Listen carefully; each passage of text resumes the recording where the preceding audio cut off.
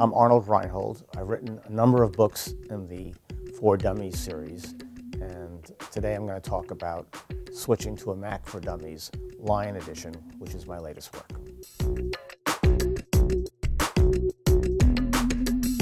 Well, I think people are just tired of some of the things you have to go through for PC. I mean, first of all, there are viruses, which is a huge nuisance, and the virus guys are getting better and better. The antivirus software, which you always had to have for a PC, it doesn't always work. I mean, I was at one show and they said, well, ours is 97% effective. Well, if you're getting hit by hundreds of viruses a week, that's not really good enough.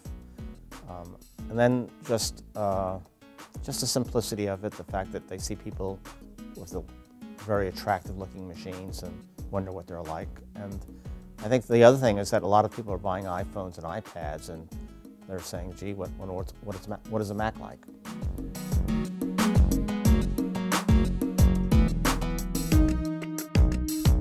One of the biggest questions, of course, is always, can I move my files over, or can I move my favorite applications over? And for the most part, moving files is not really that hard, and Apple has some software to make it easier.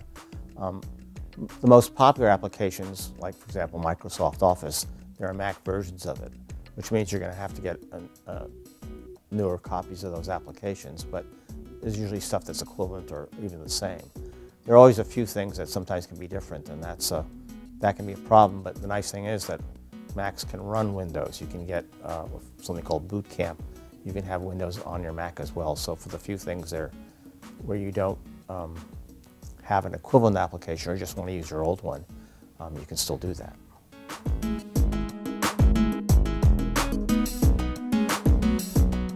I like the clean layout, the desktop, the fact that I can find things easily, the fact that there are a lot of applications that I don't have to constantly look up a manual to find out how to use them. It gets out of my way, it lets me do my work.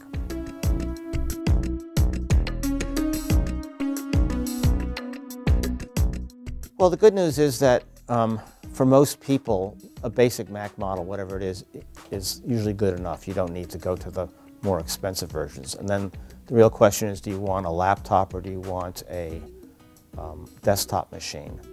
But there's one more question, which is, do you really want an iPad? I mean, for some people, an iPad can do most of what they need and it costs less, and that can be an effective choice too.